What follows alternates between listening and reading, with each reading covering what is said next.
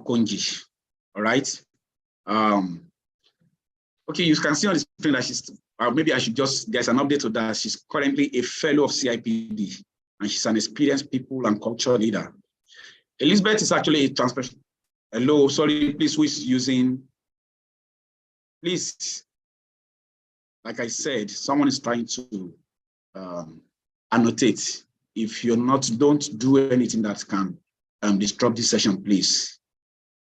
Let me try to undo all this annotation. My apologies, please.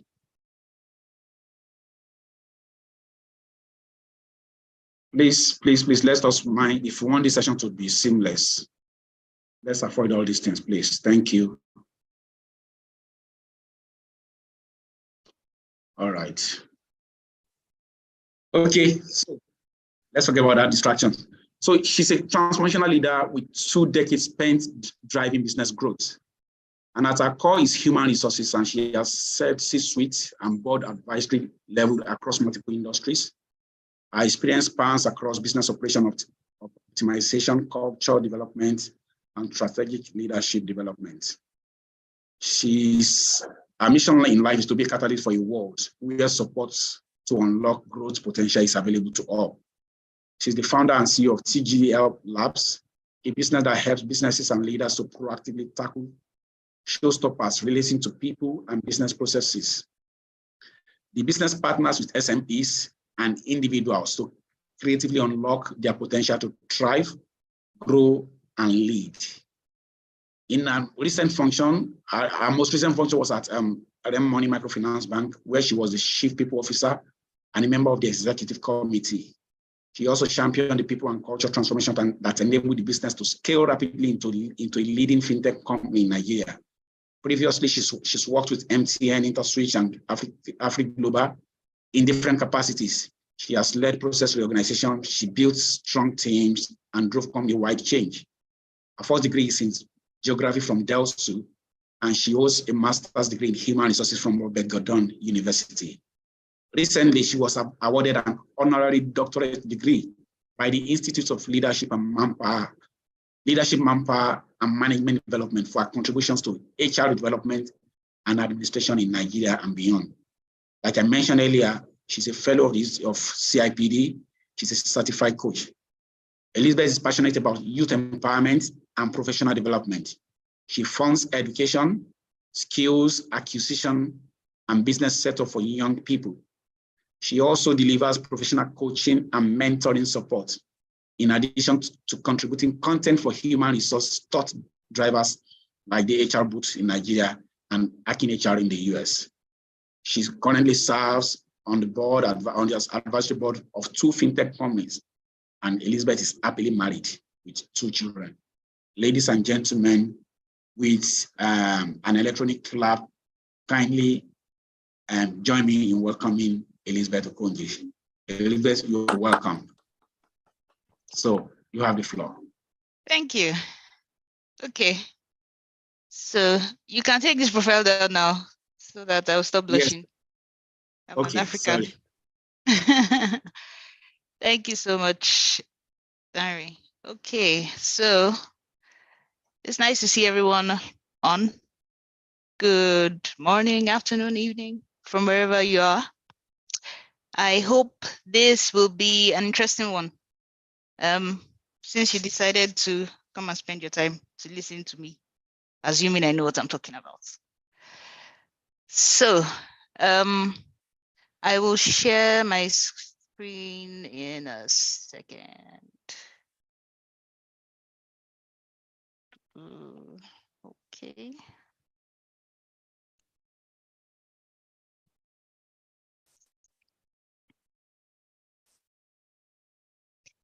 And share.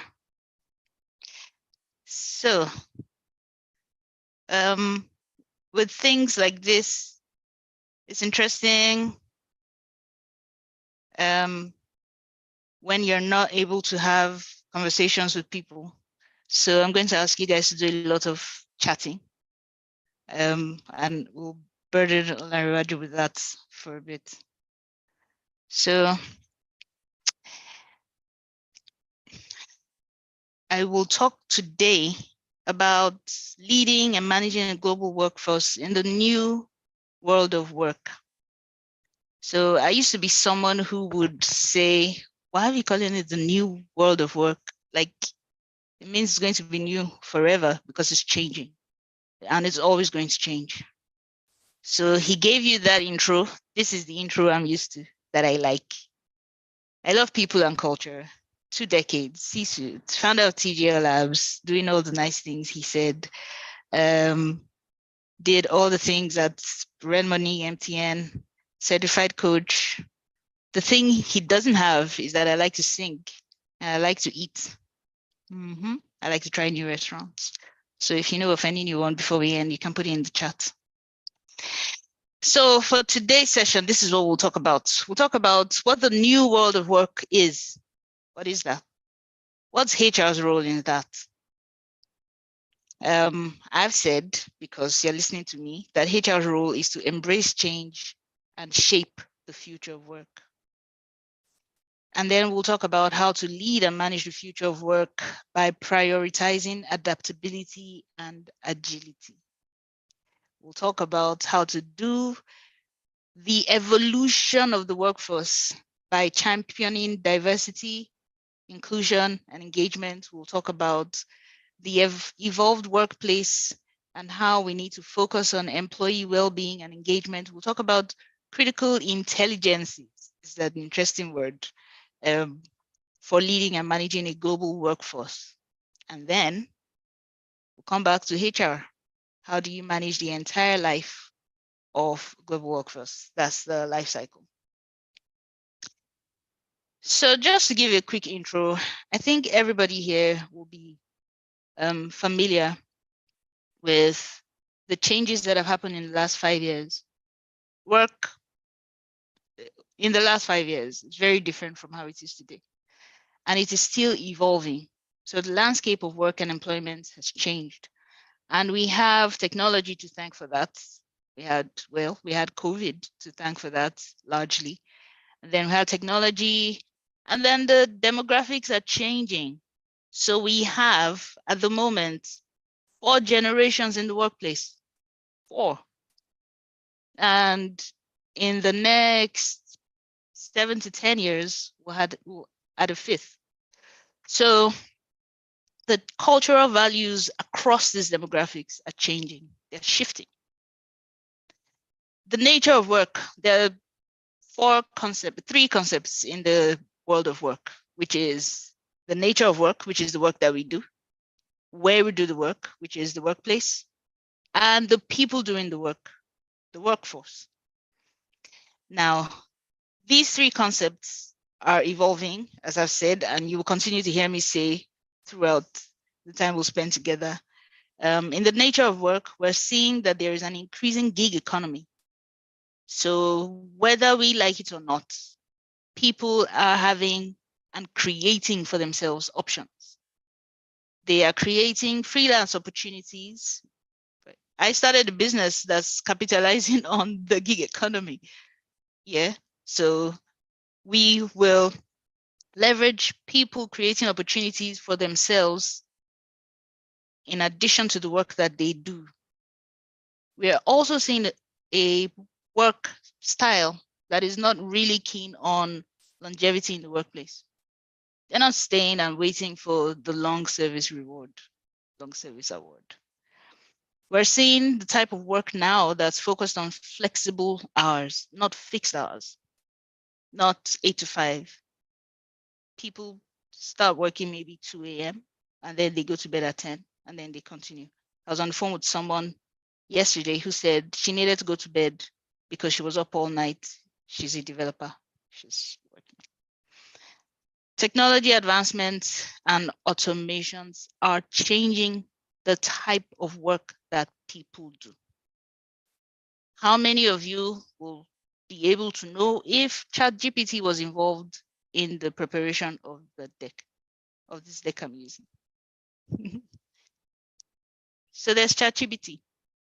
Everyone and their cousin is probably using it, curious about it, knowing that they will use it sooner or later, they can escape. But the way you use it has to be developed. The prompts that you give ChatGPT need some kind of refinement. The workforce itself is moving. We've had different threads, the great resignation, the great everything. All that's just talking about is that talent is moving. Talent isn't static anymore. We have digital nomad visas from several countries targeting Africans. We have, as a result of the mobility of global talent, multicultural and different disciplines of people in the workforce at the same time. So you can have someone who says, oh, yes, my original profession is HR, but now I'm learning to code because I want to go and get the UK tech visa.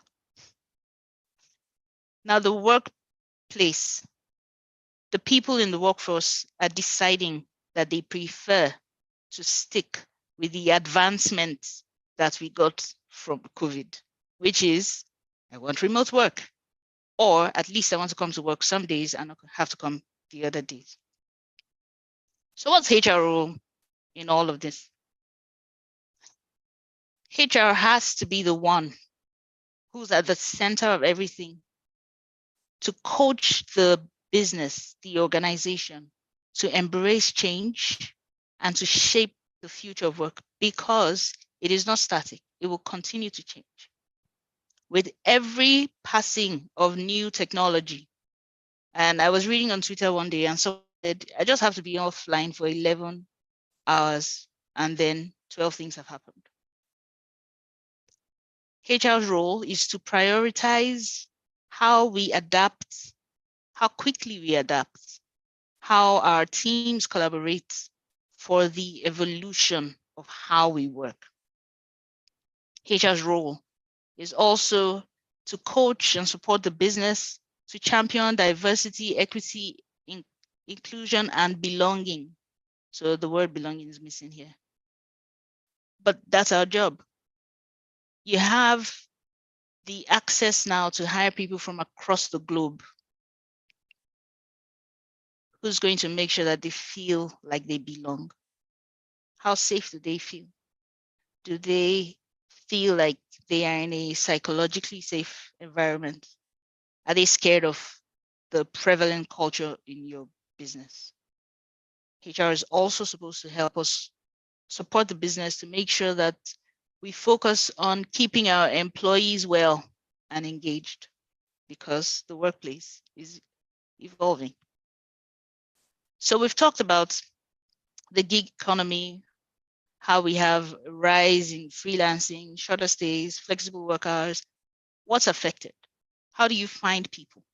How do you keep them engaged? If our focus has always been to keep people, retention becomes a metric that we use to say how well HR is doing. How well is HR doing now if you can't retain? What kind of benefits do the people who aren't really stuck with your business, they're not loyal to a company, they're loyal to their growth, they're loyal to themselves? How do you keep work-life harmony and employee wellness when the hours are flexible and your employees work at home on some days? And some days, for those who are serious, who know that they have burning issues, some people would actually work for 24 hours and then come to work the next day, and they are, dragging and drinking lots of coffee. How do you make sure that life and work harmonize properly for your people?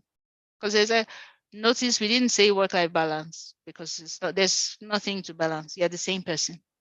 You are living and you are working. And if you're not alive, you will not work. For the technology advancements with the automations and everything that's going, how do you keep your people up to speed? How do you reskill? How do you get them ready for how work could change? Or are you getting ready for half your workforce to become obsolete? Because there are tools that now are part of working that they can't use because maybe it is restricted on the computer or things like that.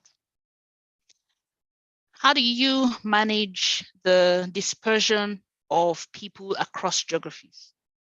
So there are creative talent management opportunities that some companies are implementing, where if you're an employee and you want to relocate to the UK, for instance, and they could tell you, yeah, you don't need to resign. You can stay on. We'll just change you to a gig worker. We can make you a contractor. And you go to the UK and you're earning Naira, but you're living in pounds. How do you manage that?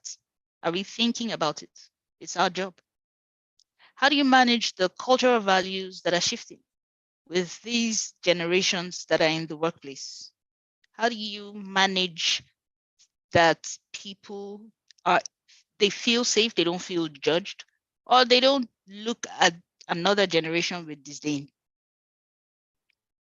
How do you ensure that people across geographies, across teams are collaborating effectively when some people are working from home, some are working at home, are working at work? With the remote and hybrid working, how do you ensure that productivity? This is the line manager's favorite word. How do you know that your people are working? How do you push performance? How do you ensure that they're talking when they should?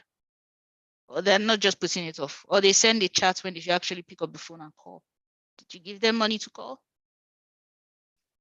How do you ensure that people that are working remotely are ensuring that data is safe? These are the things that HR needs to understand in order to design strategies that can position your company for success. There are some changes to some challenges to embracing change. Is why change management is a thing. Is not, if everybody just accepted change, we probably would have another word for it. There's resistance to change within the organization, usually. So HR people on this call, I know it's not just HR people on the call, there are other people. But yes, the HR people will be on your case after this meeting.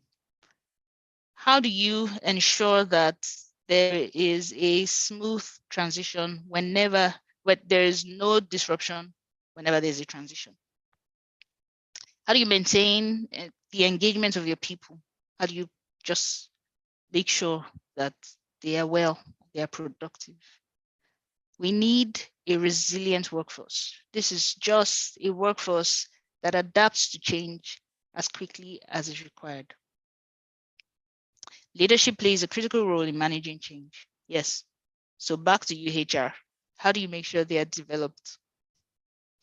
How do you equip employees with the skills that they need to adapt to change?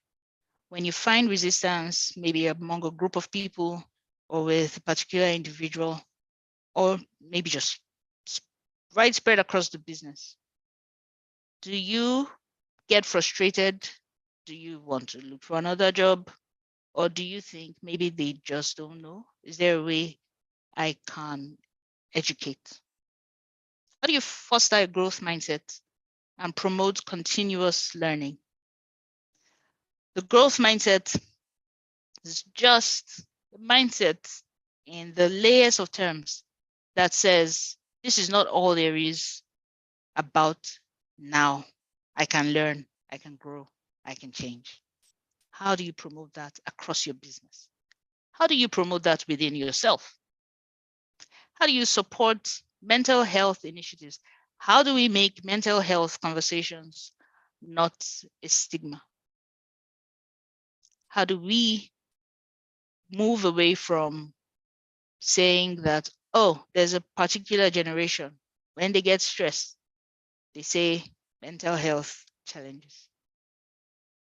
How do we know that maybe you thinking that way is probably a mental health challenge? Maybe, I don't know. But how do you make sure that your work-life balance, work-life harmony, I kept the word, is factored into the policies that you have? You have to have resilient leaders, because you can't run. I know I'm calling HR all the time, but HR is the business coach that will help the leaders do what they should do, what they must do. How do you develop your leaders to be resilient? Because only when they adapt to change effectively will they be able to help others adapt to change. So I'll move on to the changing nature of work and how HR can help with prioritizing adaptability and agility in managing a global workforce. What is a global workforce? It's a workforce that is spread across the globe. Simple. You have people that are not sitting in a building anymore, sitting together, sharing coffee, getting water from the water cooler, going to play ping pong, all those nice perks people had in their buildings are maybe security guards use them sometimes, or 2 employees will use them. How do you make sure that your remote and hybrid work teams continue to communicate? So the biggest thing in working effectively with other people is communication. To manage remote and hybrid work teams, this is the biggest headache any line manager would say. When a line manager says, good, let's get our people back. Google is doing it. Twitter has done it. Let's get our people back to the office. The concern that they have is, I don't know how to manage my people when I don't see them. That's what they're actually telling you. They're telling you that they're not really setting clear expectations. They don't really have trust. They don't know how to provide support. It's difficult for them to manage, to monitor progress.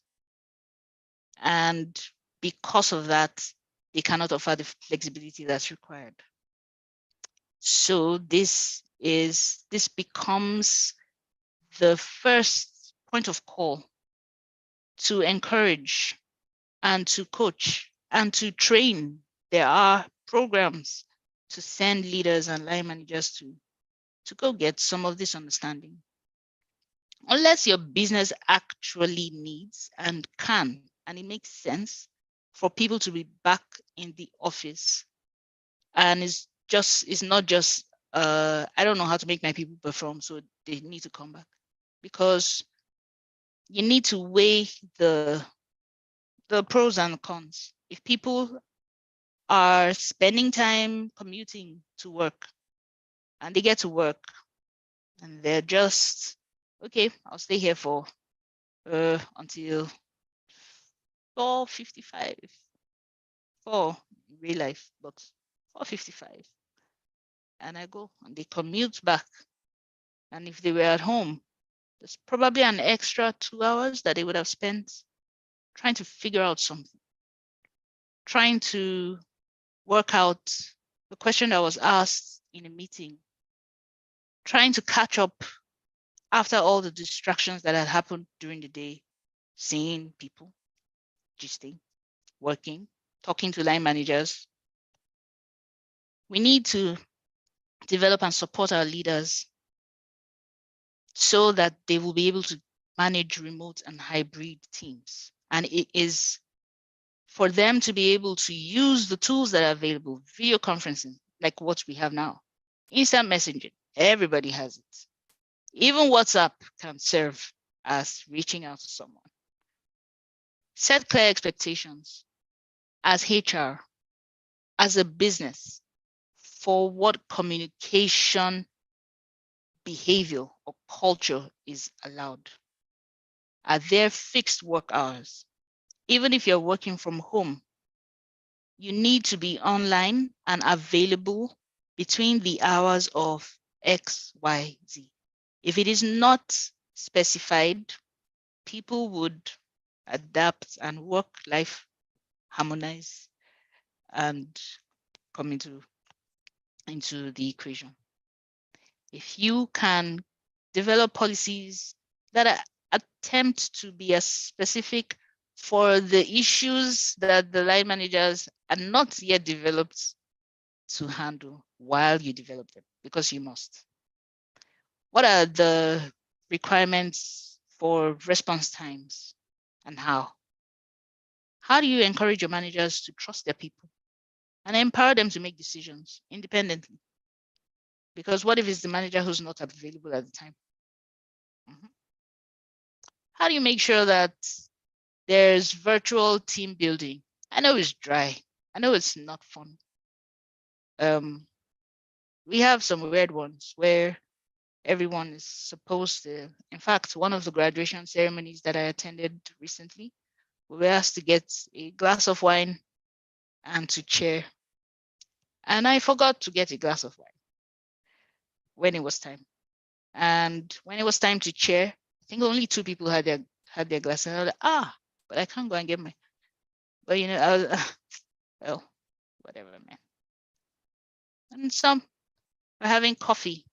Well, everybody get your coffee and let's drink. At some point, it starts to be like, okay, yeah, we're just doing this for the art of it.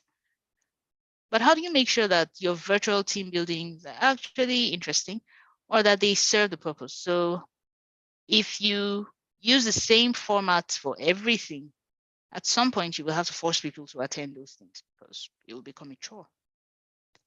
Do you provide mental health resources and other support to keep your people engaged and connected? How do you monitor progress and help? Do you provide tools that help line managers keep track of progress of the work that they're panicked about, that makes them want to see their people in the office? And encourage them to celebrate successes. So we've talked about leveraging technology like we have now. There's so many tools to use that, in fact, you have to make sure you manage the potential downsides from digital overload or people just being on 24/7.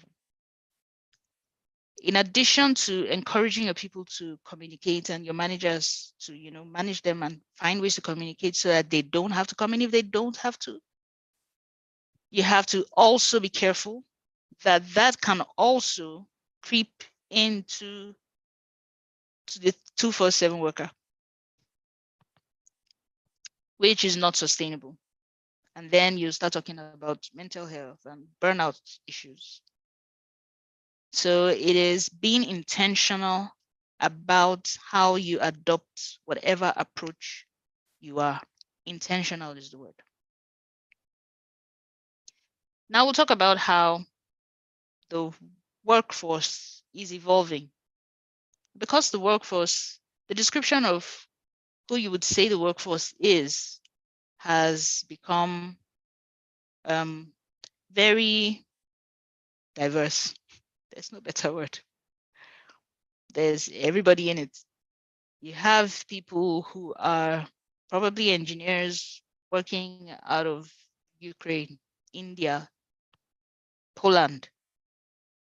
You have people who you send your t-shirt to, your branded t-shirts. They've never been to Nigeria, but they wear your t-shirts and join calls. You have people who left Nigeria, but because you don't have maybe you don't yet have a successor for that role and they're covering some gaps, they're working from Canada. How do you manage that?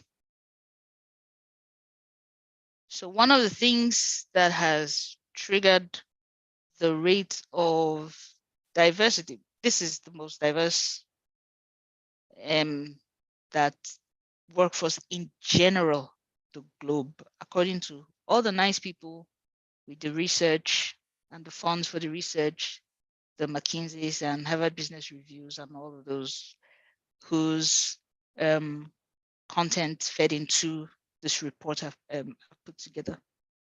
This is the most diverse workforce in the history of work, but it is evolving. So the most diverse today may not just always be the most diverse. One of the key triggers of it is the global talent mobility and the exodus, the great exodus, the great resignation, the great transfer, the great whatever, the great exodus. The movement of skilled professionals and their families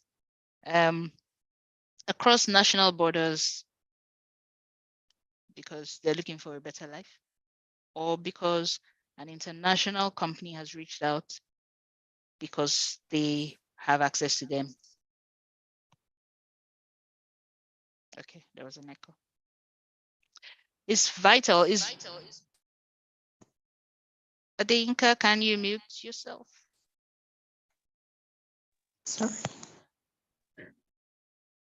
Okay, sorry about that, guys. So it's important in an interconnected world because now everybody has access to a global talent pool. You can shop for the best people from wherever they are. And in some cases, some people will say for the most cost-effective people who would try, you know.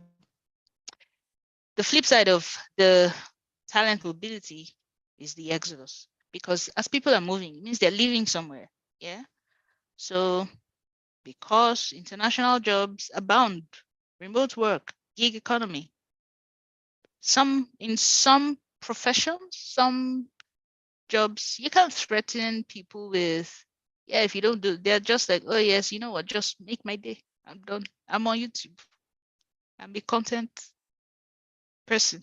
I have content. I'm making more money online than I'm making in your office. I'm just doing this because, you know, I want to look legit. Some jobs. For some other jobs, they don't have this luxury. But there are shifts in work preferences that are not going away. No matter how many companies bring their people back to the office, it will work for as long as it will, and we'll see. Let's see, because it's still evolving. But the generations now, the younger, more populated generation, are placing greater value on flexibility. So, and then there are some countries that you can't even if you had the best retention in your business and someone woke up and said in Nigeria, his sister was kidnapped or they live in the north and they just decide, you know what, I'm done, I'm going. You can't do anything about that. So there are geopolitical and economic shifts that are making people migrate. But there are downsides to this that HR has to think about and prepare for. Institutional knowledge. This is a very interesting word for the earliest of the generation still in the workforce now. Institutional knowledge. How do you manage the loss of that? How do you even defend your talents against the people that are shopping? Because yes, we say develop your people. Yes, but how do you make sure you're defended against them? You must be agile. You must adapt your practices and your approaches to be able to survive, because this is not going anywhere. So there are some tips that I would drop at the in some slides. The first thing is talent management. What does it mean? You have to have a creative talent management. It's just how you keep the people you call talent in your business, how you keep them engaged and contributing. What types of strategies are you giving them? The traditional ones that don't mean much, Are you expecting that the person will be waiting to get the 5-year long service? I don't know, even if it's okay, I was about to say even if it's a Rolex, but some people wait if it's a Rolex. But are you creating things to match with the times, approaches to match with the demographics that you have now and what's actually make them mobile? How do you focus on keeping your people to minimize turnover of the people you actually need to stay? If you need them to stay, how do you intentionally make sure they stay for as long as you need them to stay? And I'm saying need, just imagine it's bold and it's underlined, not want, because if you might want everybody to stay. You have to develop global leaders and managers who can lead teams that are diverse, not the managers that panic. And maybe because they have a remote team worker, they probably might not have heard from them in like 2 months. Maybe they have a quarterly session and that's when they see this person. How do you make your people do better? You have to, as HR, understand what's driving the exodus of talent from your business. Yes, understand what's happening in the wider economy, the macro things you can't do much with. How do you handle what's happening in your business? How do you prepare your business to defend against that? You have to understand it to be able to develop practices to manage it. And now with people who are just migrating and companies who are having the creative talent management practices to retain them, regardless of where they are, or now maybe you've just had it so difficult to find a particular type of skill or talent in the country. And this is your chance to go and shop outside of Nigeria. That person is going to report to someone. How do you manage them? How do you help the manager build trust? Because the challenges of a geographically dispersed team is very interesting. I have a friend whose job, he lives in the UK and he manages people across, I would just go ahead and say 10 countries. And is always on the road because some of their work, he has to go there and see and motivate people. But what if you have a manager who doesn't want to travel? And just say, yeah, talk on the phone. He tries to go see his people maybe once a month. And that, so if it's 10 geographies, it goes to 10. If you're in a business that cannot afford the miles, how do you make sure that we are making the best use as managers? We are making the best use of the technologies that we have, and we are building trust because it's fundamental for people in remote settings.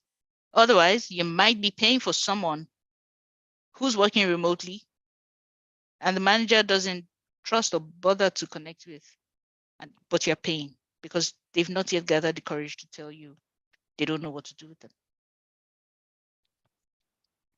Leaders should try to be a little bit more transparent with HR, with your team members. Create opportunities for your team to talk to you and provide support to you as well. If our leaders are not communicating, just be sure that their teams are not collaborating as effectively as they should. If a team is collaborating without communicating, that's the outlier. How do you establish guidelines and best practices? We talked about this before. You have to have a mode of operation for your business. If you are all for teams, it can be flexible. It doesn't have to be rigid across the business. For the software development team, engineering, or products, whatever, depends on type of business. Or the nurses, they have to meet, stand up. Who has to be in? If you're working remotely, do you have to join the stand up? If it's a rule, why? Be ready to answer the question, why? Sometimes the mistake we make as HR people is we just say, or managers, so this is not just HR really. We just say, yes, you have to do this. Maybe the person doesn't have the courage because they don't feel safe to ask the question, okay, yeah, but why? Doesn't make sense. If you're in a business where they would ask you that, then that's very good. In a polite way, not in a rude way. If it's rude, then that's not good. But if they ask you why and you're not able to answer and you say, that's just a rule, then you have not communicated effectively because that person doesn't understand why. You have to leverage all the tools and technology, but select the ones that work best for the situation. If you are managing teams that are spread across the globe, how do you foster inclusivity? There's a personal experience with this. We were a team, just mostly Nigerians, like we're just used to ourselves. And we were really close. So we would sit in our meeting room and just and get stuff done. Hard workers. And then we started having non-Nigerians, non-Africans, Europeans joining the group remotely. And Nigerians, we talk fast. This is the slowest I've ever spoken in my life, maybe. But we talk fast. We we're talking. And the sound and the camera in the boardroom. And the guy is there and he's just looking. And you could look at him and think he's cross. But he would just say, guys, I can't hear what you're saying. Everybody's talking. Everybody's loud. Everybody's talking fast. Everybody's laughing. I don't get the joke. Or you're making a presentation. And I was guilty of this quite a bit. And I'm making a presentation. And because I'm nervous in that presentation, or I'm trying to make myself, I'm talking like a Nigerian.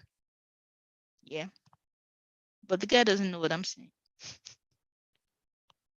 How do we make sure that we have inclusivity in our meetings? The world of work is changing. There is no new world of work because it's different every day.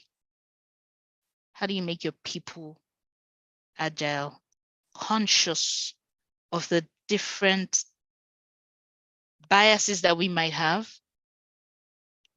and just be careful that it doesn't slip out? Sometimes we think we're jesting and we say Oyibo to the guy, and he's heard it in his country as an insult. He thinks, or they've said, oh, they insult white people in Nigeria as Oyibo. But we're saying it to him. We don't mean it as an insult, but he doesn't know. But he's quiet and he's offended. And everything in that meeting is useless. And he's probably would have been the most valuable voice to hear because he's a different voice.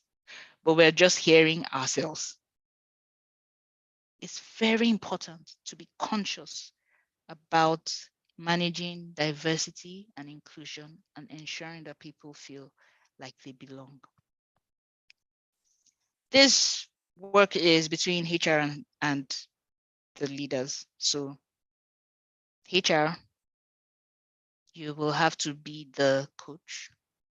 And when I say coach, I actually mean the caretakers, the teachers, the nannies in some case. That's it. I don't mean it in any gender specific way, just the person that is stewarding the process to make sure the managers do what they must. So if we need to drive performance management and accountability, as you listen, when you hear a head of department, a CEO, a manager saying, I cannot have a remote workforce, or they just don't know how to deal. It is at that point, the capacity is wanting. Unless there is a specific requirement for your type of business that makes sense, then no argument. Even people that need to come to work they know they need to come to work or look for another job. That's fine. But one of the key things that makes managing remote teams difficult is managing performance. How do you keep them accountable? How do you keep them accountable when they're sitting right across from you? If you don't even know how to master that, and performance management is one of the most difficult topics talked about in the HR kingdom, how do people do that when they don't see them? So we're having to learn things. We're having to drop some things that we didn't learn, probably when we should have or could have. But now the life has moved. How do you make sure your people are just asking questions? And that the person that is being asked the question doesn't consider them rude because they asked the question.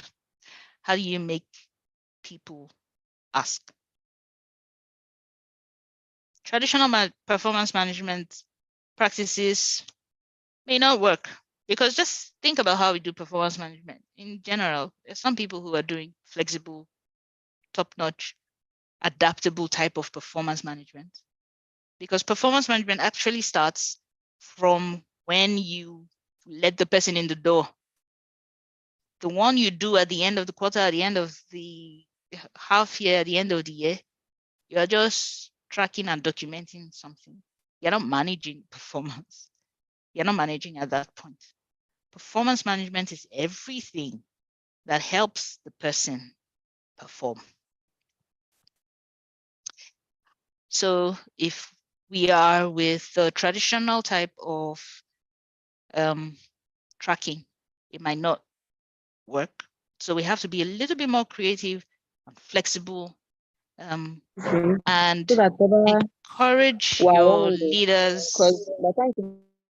encourage your leaders to set clear goals. Just set the goal. You want people to do this? Yes, have the conversation. I need you to finish this thing by this time.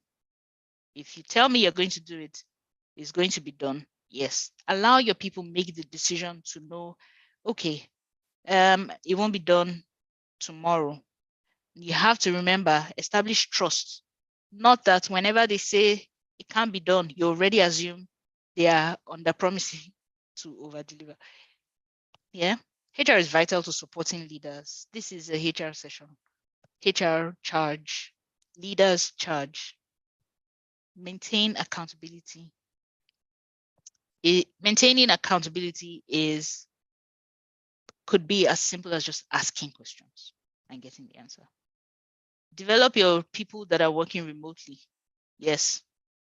Don't just leave them and expect that it would work. Yes, you hire them. You're probably paying them in Forex. So they should know.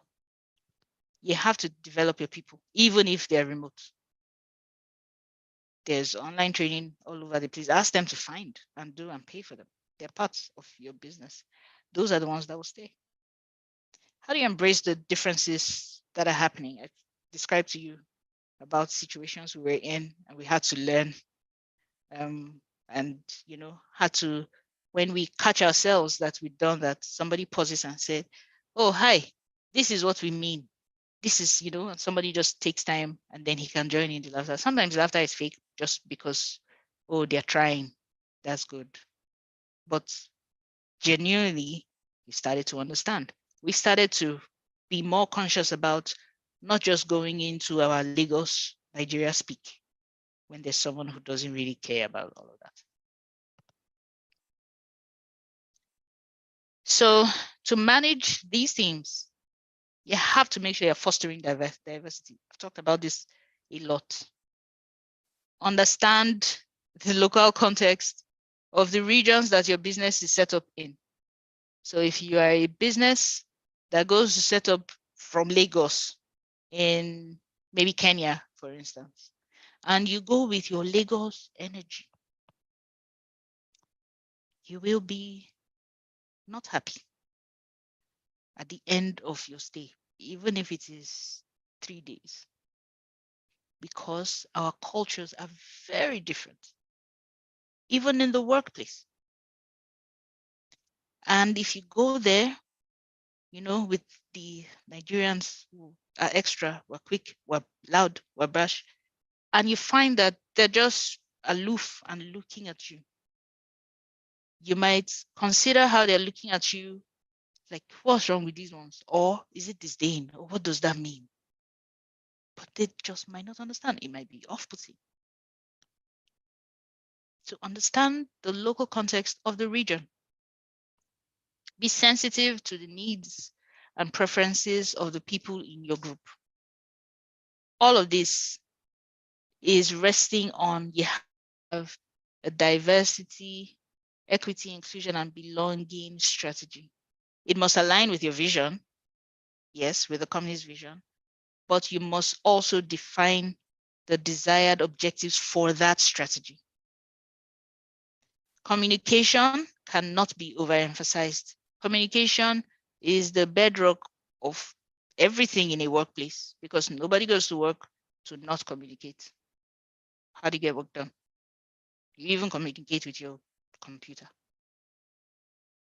Encourage cross-functional collaboration between the generations and the cultures and the disciplines. Pair these people up. Do reverse mentoring. Have it. Let the new entrants mentor the oldest guy in the business. It doesn't matter. They learn from each other. I've seen beautiful outcomes from reverse mentoring. How do you celebrate if you're in an office where there are, even if it's 2 Indians and they're celebrating Diwali? Do you say happy Diwali? Or do you send, or is it just our own? The federal government has said XYZ is a public holiday, and then we send the email. But you have Indians sitting all over your office who are just like, another day to sit at home. I have work. And just know that you're not an island, and even an island is surrounded by water. So you need to seek support and partner with people, ask questions so that you can get insights. You have to be intentional about your strategy. This is the last one. We're talking about the evolving workplace, this workplace that has changed. It's no longer just in the office. You have to make sure you focus on keeping your people well and engaged, because there is the thing called dislocation. Even if you're in a fully remote, there are some companies that say we are fully remote. And for people who aren't used to that, they're like, how do you guys do it? How do you see each other? How do you talk? What do you do? To have a culture that supports all of this is this new thing that we call the human-centric leadership approach to managing. I know a few people that they are the poster children for human-centric leadership approach to managing. And everything that SHRM has said, McKinsey has said, the CIPD has said about this, I have seen it in real life, and it's true. Businesses that prioritize employee well-being, development, and empowerment outperform those that don't. You can add a caveat in the long term.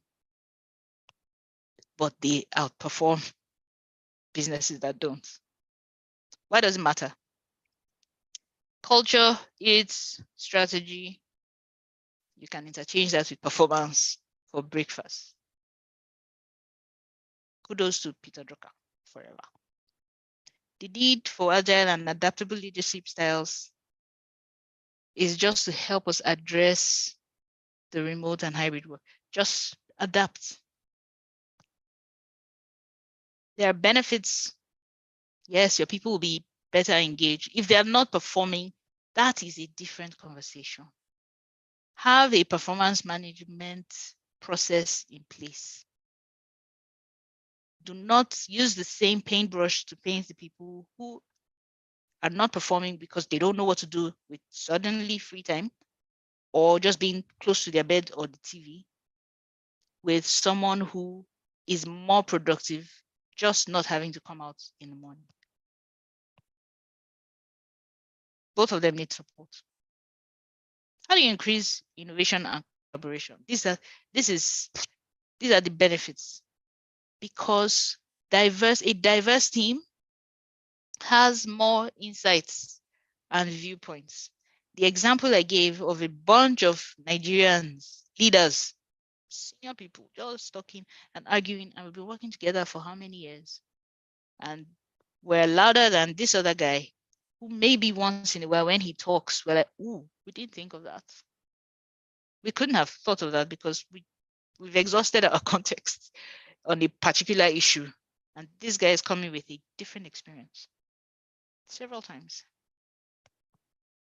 So you have to foster open communication and facilitate. This is not just facilitate, enforce cross-functional and cross-cultural collaboration, just so that people expand their horizons and they grow. It's good for your business. And yes, if you implement a human-centric leadership approach, you will cultivate empathy. It's centered around the human in the workplace, not the tool or the resource for the job. You are treating your people like people. That's what human-centric leadership approach means. You will foster open communication and inclusivity because of that. You will empower your employees and you will nurture their growth because you remember that they are people and they're not just tools for you to use. So if you are in a human-centric approach to managing your business, it would be easier for you to foster flexibility and work-life harmony because you remember that your people are humans who need to be well mentally, physically, in every way. You will embrace flexible work arrangements. You will educate your leaders who need help with understanding the advantages of the flexibility that you can afford. Mind you, in the same vein, do not use the same paintbrush for a type of job that actually needs to be sitting in the office. If it's a call center and your business is not equipped for your call center to be remote, and you want to implement flexible working for that, you might have to just hire more people and have shifts if your business can afford. And if your business cannot afford, and you are HR that wants to go and insist on flexibility for a role that cannot be remote, then you might have to half people's salaries. If your management team tells you that, then it's room for you to go and understand your business and how you make money a little bit better. Prioritize your employees and they will prioritize you. This is what the line at the bottom says. Employees are more willing to contribute over and above to business success when they feel cared for. It would be easier to build trust, respect, and psychological safety in a workplace when you train or you create a culture that people remember that they are working alongside people. Remote, physical, it doesn't matter. Encourage open communication. Do you allow open communication for people who are senior in the business only? Do you allow people who are not people you're going to see within the week communicate? How do you foster collaboration between employees? Remember, use all the tools that we are bombarded with. We have so many tools at our disposal now, but make sure you are creating a safe environment. My favorite line in here is lead by example. The leaders, the HR people, lead by example. It is a very much more simpler conversation about culture when you are living it. When you display something and you can tell people that thing I did, that's how we wanted to do it. It's easier. You will need to do the culture transformation 2.0 t-shirts and the banners that you do to drive culture change. You just be it. And remember to recognize and celebrate the achievements of your people. HR and leaders modeling the behaviors are a direct and very cheap way, really, to promote the right culture. Now, these are to manage and be human-centric, you need to have emotional intelligence. Emotional intelligence is one of I would say, is the thing that makes people succeed as leaders. If you can recognize, understand, manage your emotion, but also empathize. So empathy is a bedrock quality in emotional intelligence. It will help you engage well and form the right relationships within your business. Social intelligence, cultural intelligence, things we've talked about. Social, you can navigate your social situations and build relationships that you need for collaboration and conflict management and just to inspire trust. Cultural intelligence, what we've been talking about, cultural competence requires cultural intelligence. And then connectional intelligence. These are just words to describe all the types of intelligences for leading and managing. Behavioral intelligence, political intelligence, rational intelligence. If you were to say just be a human that is balanced and measured and intentional. Now, this is HR's work. In order to lead a workforce that is not in your face every day, you have to make sure you're doing it the right way. How do you attract the right people? If your business wants to hire people from outside of your geography, how do you attract them? You have to build a strong employer brand. You have to do it because your employer brand is not your t-shirt. It's not your logo. Your employer brand is what the employee, you probably don't know his name, is going to tell a potential client or employee about what working at your company means. That's your employer brand. How do you build a strong one? This very clarity begins at home. But how? You have to make sure you are intentional about what brand do you even want? What are the values and the culture that your company has said you aspire to? How do you drive those through? And of course, emphasize diversity. We've talked about diversity. We're talking about a global workforce, so diversity and inclusion for the global workforce. And then how are you able to leverage global talent pools? I worked in a company before where it was difficult for us to even hire people locally, like from big companies. Then you say, hey, I should go to the global talent pool. No, let's start first and clean our employer brand up.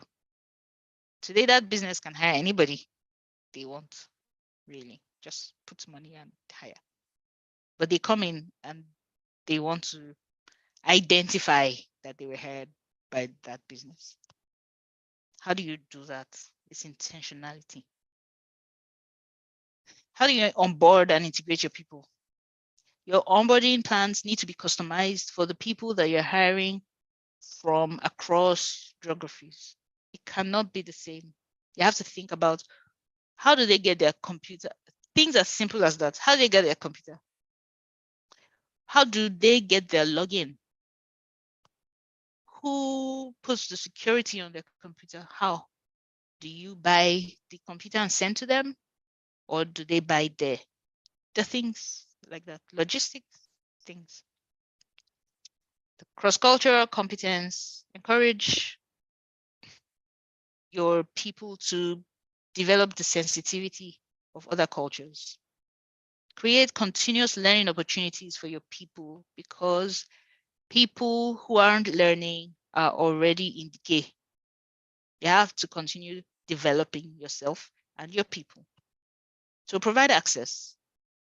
Now, I think one of the advantages from COVID is that people are no longer hung up about, well, I want to go on training, it has to be abroad, or it has to be in a classroom. If you give people online training now, they will take it because they are now in the gig economy. They're trying to develop themselves. They want to be better. The competition is tough. In your performance management and recognition, it has to be consistent. It has to be flexible. It has to be adaptable to the purpose, but it cannot be biased. And now to the topic of offboarding. Not everyone who leaves your company should become an enemy. In the world of the global workforce, those people who leave your company because they are leaving, that's why we have the global talent mobility. GTM is a thing. And all the greats that have happened. So if people are leaving your business and you're making them enemies, you are missing out on a trick. You are actually missing a real trick, because those are your ambassadors.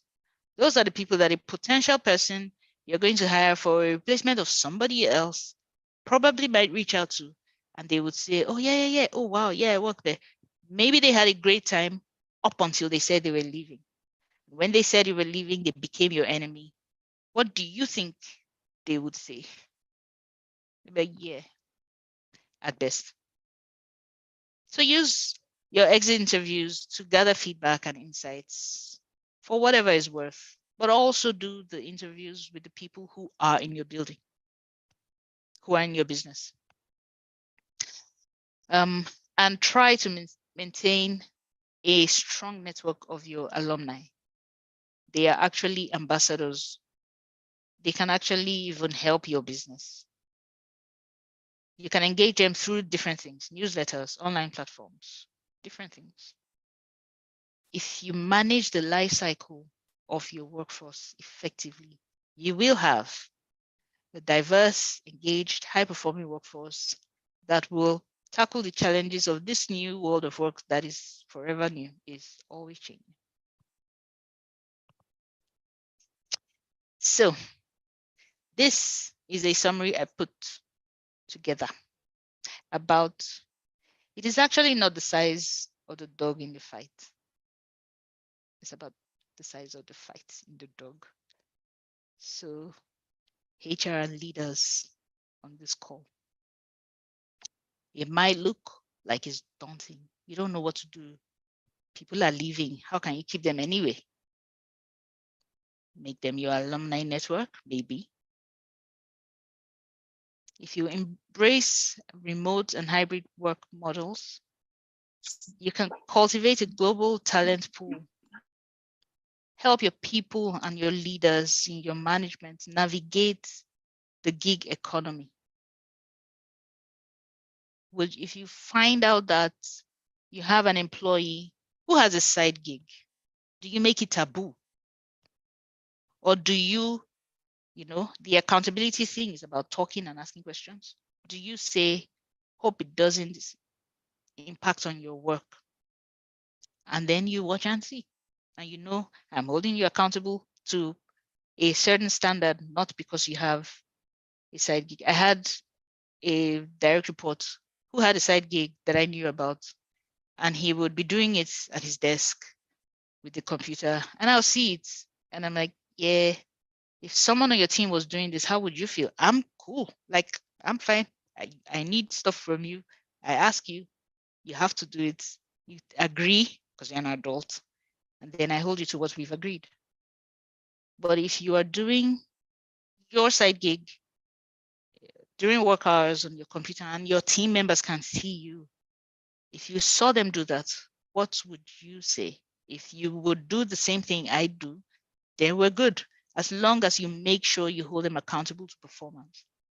And I knew the answer of what I was asking anyway, but it was a call for accountability to him as well, to say, yeah, do what you know is the right thing. Don't just do it because Elizabeth will allow. Harness technology and automation. Take advantage of things. Prioritize your people's well-being and they will prioritize you. Foster a culture of learning and adaptability. Let people be changing with the changing world of work. I am done, and I will be happy to take questions. Thank you, everybody, for Thank you very much, Elizabeth. That was profound. I think it's a taboo for anyone on this call that will say, I can't manage employees across the world now. So having passed through this wonderful session. So while I'm awaiting questions, I want everyone to do something for me. I recall she mentioned that she attended a call and everybody was supposed to come with a coffee, if I can recall. So just raise, there's a cup of coffee, just raise that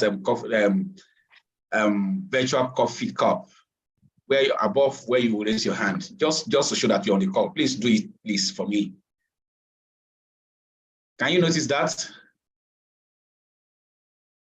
I'm looking at everyone. Let's see. I want to see whether people can get it. If you look at me, you will see that there's a cup of coffee I've raised. Can we do that, please? I'm not seeing anyone. Please confirm you can hear me. Okay. A few people have got it. Yes.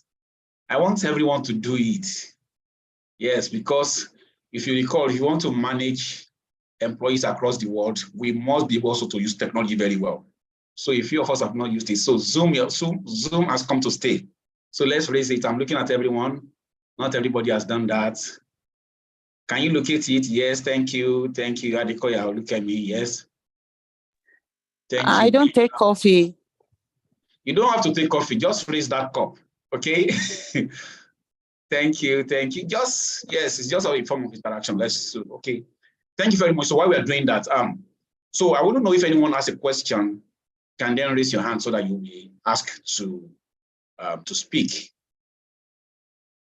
you have a question, I saw speakers speak about so many things about the unique challenges of new global workforce, how we need to manage geographically, irrespective of where they are. We also how we need to develop talent that we have that are working remotely. So, and also we need to actually embrace the cultural differences. A lot of things have been said today. So questions, please, or if you have comment that you would like to pass across. Thank you very much. I think I'm okay now. You can lower the cups. I just want us to have that interaction. Thank you very much. So you can lower your cup. Thank you. And while I'm expecting questions, the links have been, we have 2 links shared on the chat. We take attendance of people that have attended. So just click on the link and do justice so that we know that you attended. Secondly, this particular session is certified by HRCI. I think it comes with 3 recertification units. So just ensure you click on that link and make payment for the certificate so that we can use it for your certification units. Thank you very much. So any question, please let's encourage our speaker. Or do you want to tell me learning has not taken place? So let me just go through the chat and see if there are questions on the call. Someone's asking if they'll get the slides.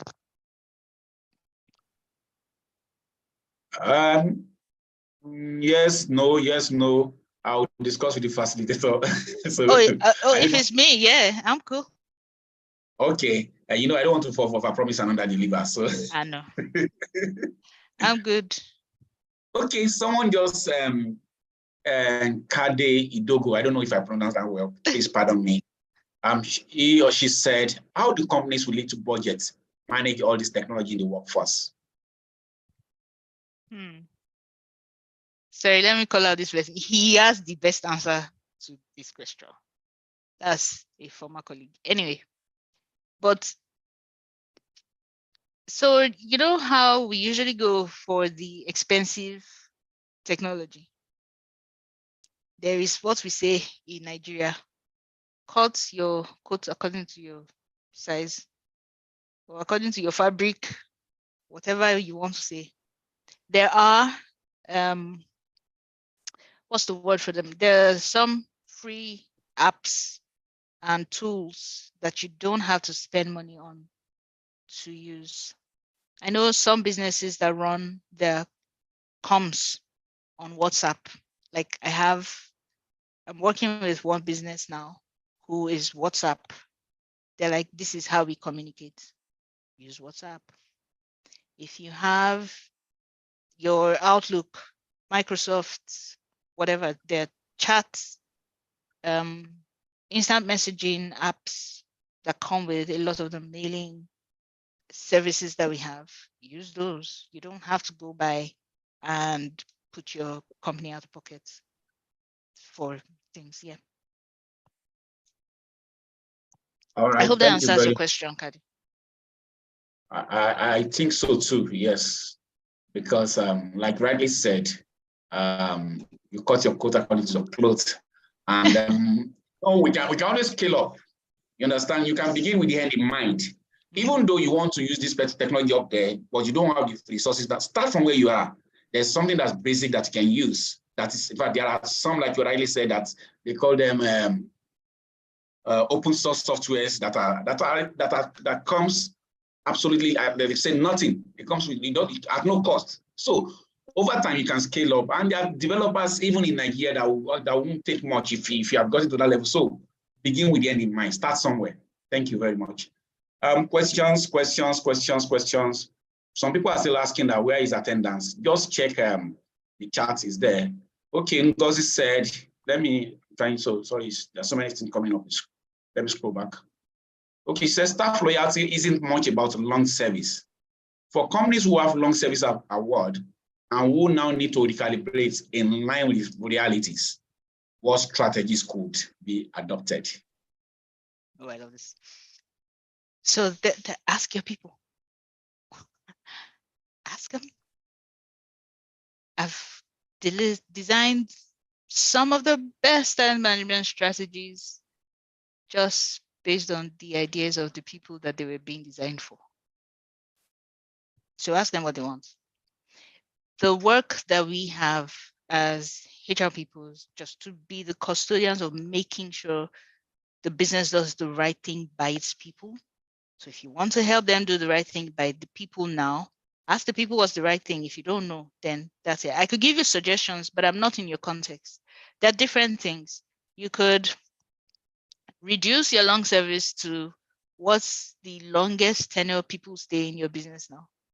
There's a business I worked in and our long service was like 2 years. This is before this gig economy started. It was a business of tech people, purely. So if someone stays in your business 18 months in that company, they get the long service award and then they are ginger to stay longer.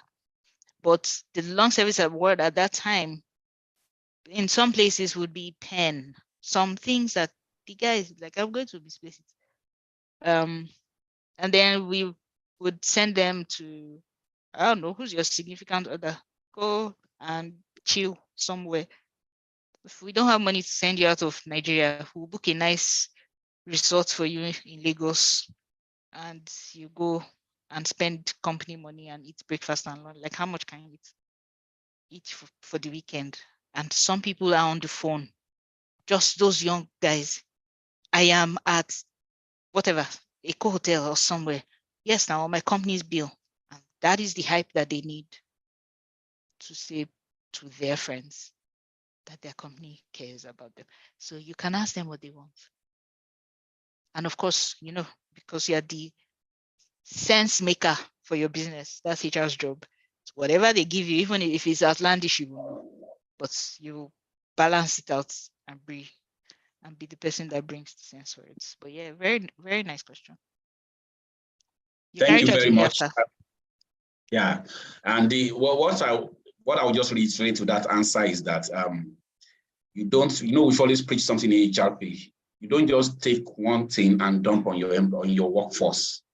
Ask them, because there are things that are critical to them. If you take some things from company A, it might not be applicable to your company. So ask them and you get the answer from them. Thank you very much, Elizabeth. You reinforce what we have already said. Now, I saw two hands. So let me start with Modope. Please, can you lower your hands and then ask your questions? Thank you, Larry.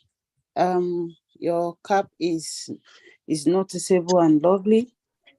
Oh, thank you. Thank you, Madam Elizabeth. This is a new dimension to attending some AHRP sections.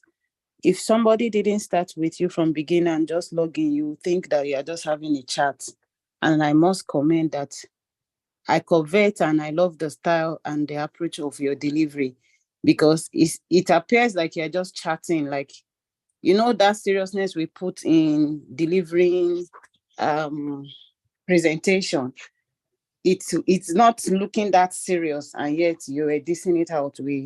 I think it's a lovely one. Thank you, ma'am, for that. Thank you. My question is around how do we, or how best can we as human resources drive? I know you've said a lot of things about this engagement thing, managing virtual teams, but when you are in a place where people are politely hostile, they are very polite, yet you can see that they are very hostile. You mentioned that, like the example you gave, somebody saying Oyinbo, and it doesn't mean to sound like an insult, but that there is this thing about Oyinbo thinking that when they call them Oyinbo is like an insult. And then it's the other way around. So it's not calling Oyinbo now, but it's saying this black, this black people, So how do HR, if you find yourself in such a setting where you are now not the majority, you are the minority, and you are the HR, you have to drive engagement, you have to, and the people can be so polite, very polite, that you almost not know that they're insulting you. How do you manage that terrain? Thank you. Oh, this is a very good question. I was smiling because I was living through a situation like that in my mind again. There was a time when I was on a team, and it was like I was already senior. Even though I'd worked in the UK before and experienced some of this cold politeness that you talk about, but that's fine. I mean, they're tough. But here in Nigeria, I was on a team of 10 people, all non-African. I was the only woman on the team, the only African. And every day I had to live with this. One day I was tired because there's this guy who was, on some occasion, I would say openly rude, but it might just be because I like respect too much. But I went to sit at his desk with my coffee. And I asked him, I noticed that when you see me, when you talk to me, you talk in a certain way, like we are colleagues. What's it? Is there anything up? Let's talk about it now. We're alone. And I don't think anybody would have expected that because I was outnumbered grossly. But yeah, I'll ask you the question. You either answer or you don't answer. That's one. But the second thing is, what are the cultures of these people really? You have to also go and understand what their context is so that you don't make generalizations or you don't assume that it might be coldness, it might just be respect. So I've worked with some people from another part of the world where I'm coming with some energy, saying hi, shaking this one, hugging this one, and the guy is just there. And I'm like, what? But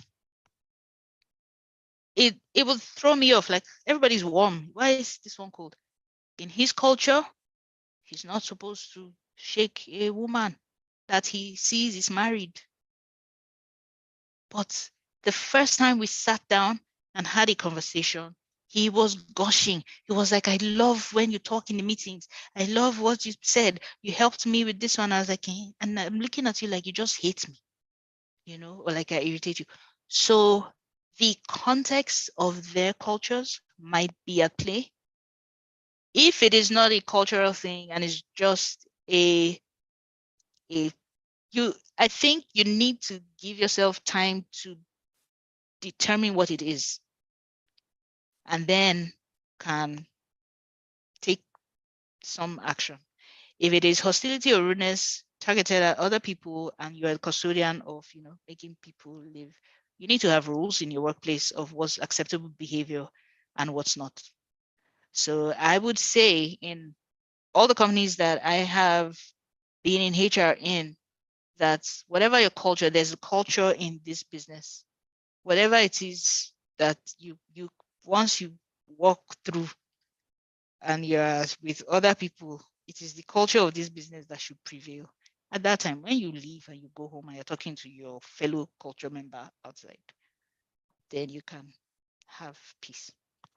So find out what's happening. It might just be, there might be different things at play, or it might just be whatever. Before you get to any conclusion, find out what it is, then have a conversation.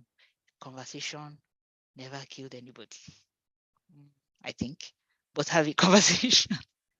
Communication is the bedrock of working in the corporate world. Yeah. Ask them directly and if I dare them to answer you. Thank you very much. Modoko, I hope you're okay with that. Yes, I am. Thank you. All right, thank you very much. Valentine, please hold on. I'll come to you. Elizabeth, our participant said maybe you should stop sharing your screen so that they can see your face properly. Yes, thank you. Before I go to Valentine and other questions, I also need to mention to you that we are streaming this live on YouTube. And so one of the participants on YouTube has asked a question, which I want to read out. And this is coming from Ajibon Razak. He's asking, how best can HR professionals prioritize employees in the new world of actually, I think he meant in the new world of work, because he said in the new world of workplace. So how do we prioritize employees? That's the question. So I'm not sure I understand. You prioritize your employees, but at the risk of sounding cheeky, by prioritizing them. So here's the thing. Let me put a caveat, because there will be CEOs on this call. There's one that I know, that are like, prioritize. What does prioritizing employees mean? Because then the HR person can come and say, the staff say they're not coming to work tomorrow. Doesn't matter whether we're bleeding funds, whether we're at a loss and we need, or whether there's an audit, whatever, they're not coming. That's not prioritizing the employees with wisdom. You also have to prioritize your business, because if your business is not profitable and succeeding, then what are all of you doing there? There will be nothing for all of you to be there for anyway in the long run. So prioritizing employees is first and foremost realizing that they are people and that people are the most dynamic existence, that the guy who comes to work today and on a good day produces a result under some sets of circumstances might not be the same thing tomorrow in the same set of circumstances. Before you go and say what you have not done it, ask why. That is prioritizing your employee. Why? What happened? Somebody's late at work or late to work, whatever the right way to say it is. And the line manager is on HR, write this person up, send them a note. That's so very interesting. Send them a letter. I need them to get a query. And HR too is getting ready to send whatever. Prioritizing your employee at that point means, let's find out what happened. Let's find out, are they okay? And when you call the person and they eventually pick your call, do you get on the phone? You are late. Just say, I hope you are okay first. First, because that's a human being.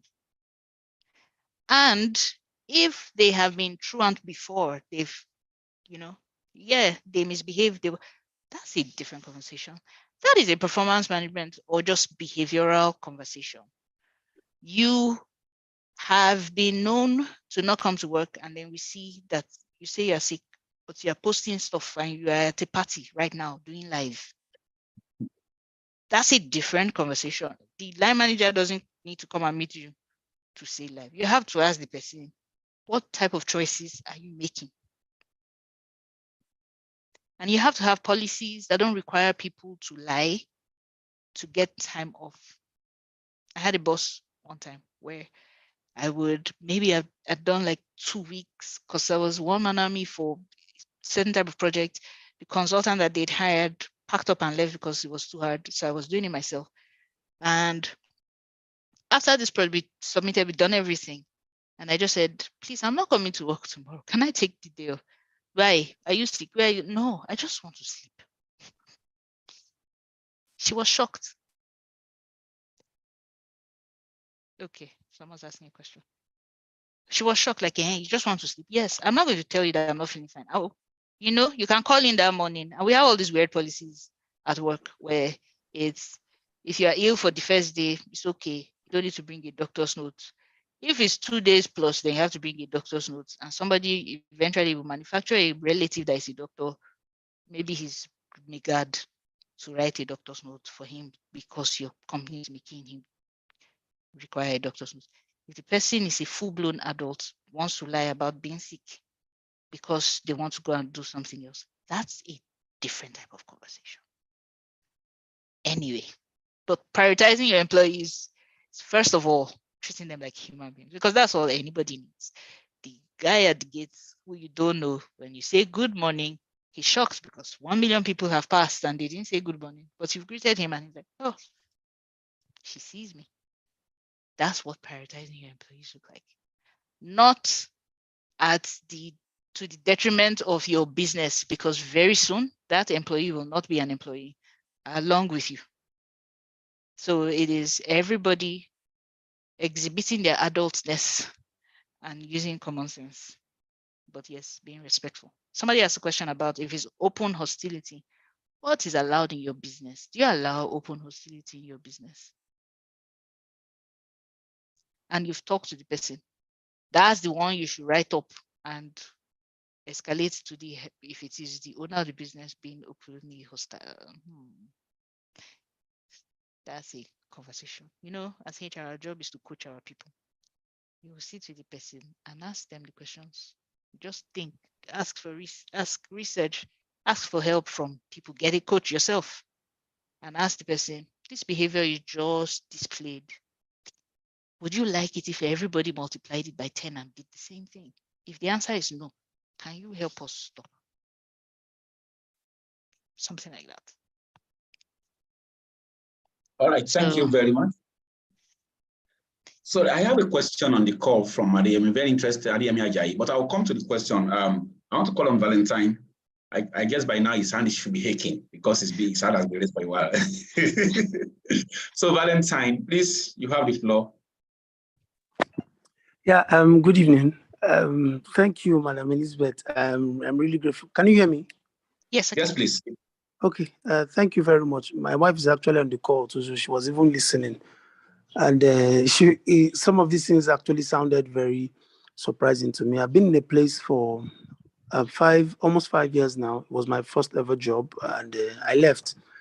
One of the reasons why I left was I wanted a better environment, work environment. So my question first is, okay, before I even say the question, let me just add up to what you said. Sometimes that's what the HR system has made workforce is in what workforce is in Nigeria. We have to lie to get time offs, because in a system where even the people you're working with, you don't even trust them. How then would you trust that they are delivering? So like I said when you started, we have really modeled wrongly. We have modeled wrongly as HR personnel. And we support some of these things because it's not you. So when it gets to you, you now want to see that you are HR and another, but that's by the bush. So my question is, how are you able, please, I would love that you tell me from your personal experience if you have had this before. If you have not, then it's fine. How are you able to navigate in a system that champions politics over intelligence, especially in the new world of workforce? How are you able to navigate in such a system, whether as HR, whether as a staff? Because you are first a staff before you are HR. You're first an employee before you're HR. So how do you navigate? How would you navigate in such a system that champions or promotes or celebrates politics over intelligence? How would you manage that? Okay, let me ask you for more context. Give me an example of this thing in display. Okay, you have to sort through. When I say sort, I don't know if you schooled in Nigeria, just translate your memory back to how you have to go beg a lecturer for something you are due for. That you just score me a point, for God's sake. But you have to beg through. Like you just have to do something. Like issues don't come by simple mails that you just write. And because I know I've had a discussion with somebody on something like this. So how do you manage? So you have to sort through everything to get anything done. And does it prevail across the business, or is it just with a certain set of people, or is it just HR? Yeah, I think across the business, maybe not only my experience too, because I know I have had discussions with other people who also have similar experiences in other businesses. So whatever response I'm getting now is something that can also help other people. Okay, so where you spoke it first is when you said from my own personal experience. Let me just give you a caveat. I'm a very stubborn person. I am a very maybe stubborn is not the word. It's not the word as my father would say. Very strong-willed, determined person that has opinions on what's wrong or right. A lot of it is from faith, and a lot of it is just common sense that faith now gave me. And I don't know how to sit when something is wrong and just, So I am always the one who takes it upon herself in every job. Even before I became HR, I had a couple of years where I was not in HR, 20 years ago. But I would be the change agent. Before I even knew that there was anything as change agent in HR, I would be the person who would say, this isn't right. Let's figure out how to make it better. But what's a better way? Now, here's the thing is when you are trying to make people do better, one thing that doesn't ever work, and I've learned this thing from experience, is when you just tell them that what they're doing is wrong and stop them.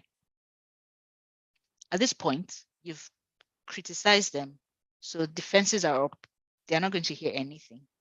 You have to show a better way. You have to try to not be emotional in the communication. You have to understand that I learned this thing the hard way because, first of all, I am a woman. He, she, her, everything that, and I have, this type of thing. So I had to learn how to communicate, even when I am feeling like somebody is intentionally doing wrong. That is a trigger for me. It's a personal trigger. But over the years, I've had, yes, that's it. I'm trying not to use the word, but it's emotional intelligence. You have to rev up, find your way to practice emotional. It is a culture thing, really. That's why I asked him whether it prevails in the business, and he says yes. But if you want to, one person can make change. That's, I strongly believe, one person. But you don't, just know that you don't have to want to do the change at once in a there might be people who don't know what I'm about to say, gra way. In a somebody with the right thing should type it in a way that is not cultural. You won't achieve much.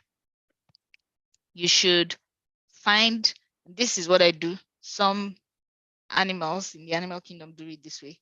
You find either the weakest person, or my preference is the most influential person. And that will be my focus. And however that person hears or communicates, I want that person to learn a better way. I don't want to scold the person to say, you are wrong, you are doing this, why all this politics? No. At some point, we all know, they know. It's okay with the politics. What is the option you are giving that person when they do it? Don't do it in the heat of the moment, because you will not be communicating at that point. Yes, because communication, part of the responsibility on the person who's communicating is to make sure that person understands. So you have to decide what is the end game you are going for. What is the end game? And then be strategic. You will not be emotional. You won't get much. In fact, they outnumber you in this situation you've described. So you're not going to get anything really. But target the person you know you can influence, and influence that one person. And then get that person on your side to influence other people. And then you influence. It's why me, as a lazy person, I just go for the most influential person. And that's the person I'll focus on. Together, we influence the whole place when we're done. But yeah, I don't know if this helped you. Oh, it did. I just took note of these 3 points. That actually helpful. Thank you very much. You're welcome. All right, thank you very much. Okay, so let me go to that.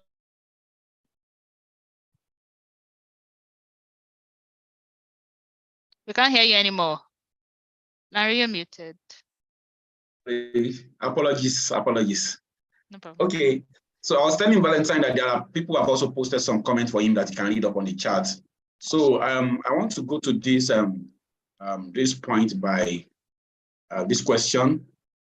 Okay, by Adeyemi Ajayi, and he wrote, he said, in managing global talent, said, how do we handle the issue of DE&I, where you have employees in some countries that have the legal framework that support LGBTQ, and some countries where this is illegal? He continued, he said, how do you handle the issue of transfer, where an employee with the same sex partner needs to be moved to a country where this is not supported, and he has insisted he would like to relocate with his partner? Very interesting. Yes. So you just tell them the law. Is the law. It's not you that made it, it's not your company. So there's the macro culture and your in your country, and then there's the micro, the one in your business. This person wants to, but so if this person comes to, let's say, Lagos now, how is anybody knowing? You have to just tell them how not to behave in public. That's the cultural, like you have to make them competent in culture. You have to tell them that this is what people who go to Dubai or anywhere in the Middle East that are going with their spouses, male and female, you are not allowed to have public displays of affection. Doesn't mean they don't go. You will go.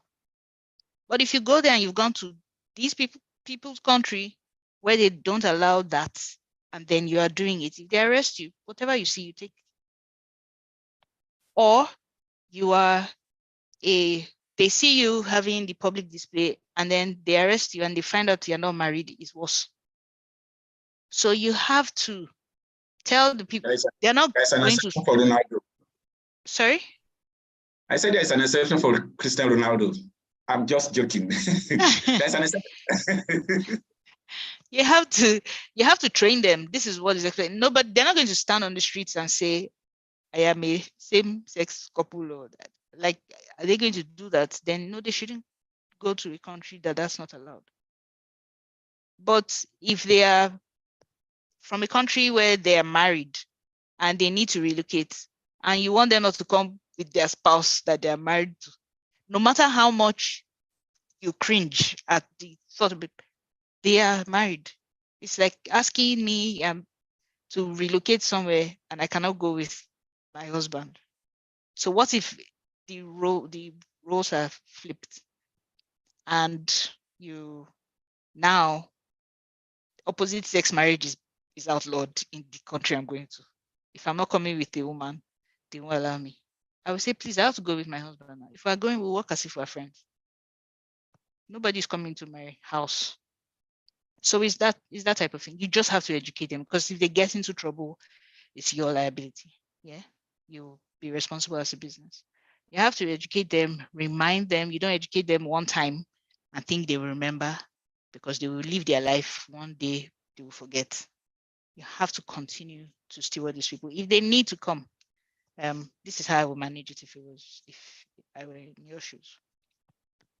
All right, thank you very much.